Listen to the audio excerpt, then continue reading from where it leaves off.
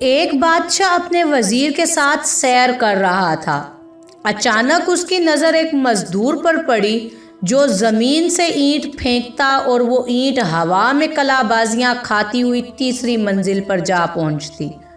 بادشاہ نے حیران ہو کر وزیر سے پوچھا، کیا وجہ ہے کہ اس کی زمین پر کھڑے ہو کر پھینکی ہوئی اینٹ تیسری منزل پر پہنچ جاتی ہے؟ کیا یہ اتنا طاقتور ہے؟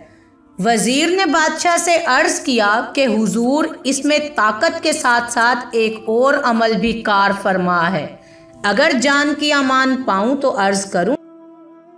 بادشاہ نے کہا، جان کی امان دی جاتی ہے، بتاؤ۔ وزیر نے کہا، بادشاہ سلامت، ضرور اس کی گھریلو زندگی بہت اچھی گزر رہی ہوگی، اسے گھر کی طرف سے کوئی پریشانی لاحق نہیں ہوگی، اسی وجہ سے اس کی اینٹ تیسری منزل پر پہنچ جاتی ہے۔ بادشاہ نے کہا کہ تحقیق کی جائے۔ وزیر نے کہا، جی حضور۔ دوسرے روز وزیر نے چند افراد کو تحقیق پر لگا دیا۔ ایک ہفتہ کے بعد ان افراد نے رپورٹ پیش کی کہ اس مزدور کی بیوی شام ہوتے ہی اپنے شوہر کے انتظار میں بیٹھی رہتی ہے۔ جیسے ہی وہ شخص گھر میں قدم رکھتا ہے، اس کی بیوی نہانے کے لیے فوراً پانی کی بالٹی، صاف ستھرے کپڑے رکھتی ہے۔ مزدور جیسے ہی نہانے سے فارغ ہوتا ہے، یہ اس کے لیے کھانا لگا دیتی ہے۔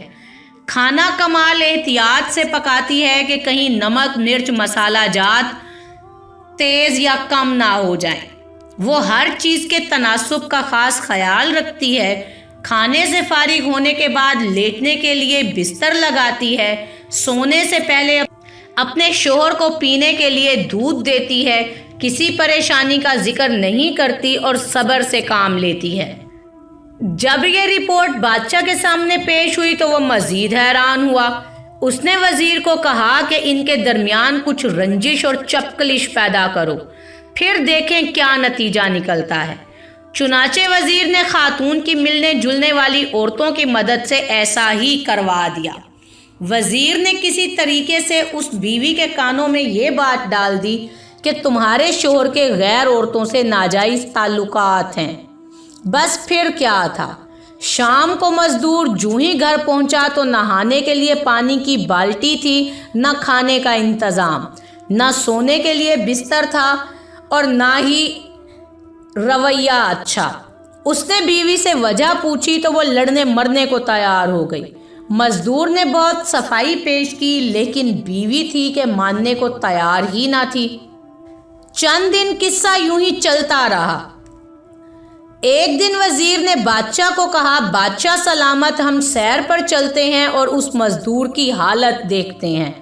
بادشاہ وزیر سمیت سیر پر نکلا اور اسی مزدور کے پاس پہنچے تو کیا دیکھتے ہیں، مزدور لاکھ کوشش کرتا ہے لیکن اینٹ پہلی منزل سے اوپر نہیں جانتی۔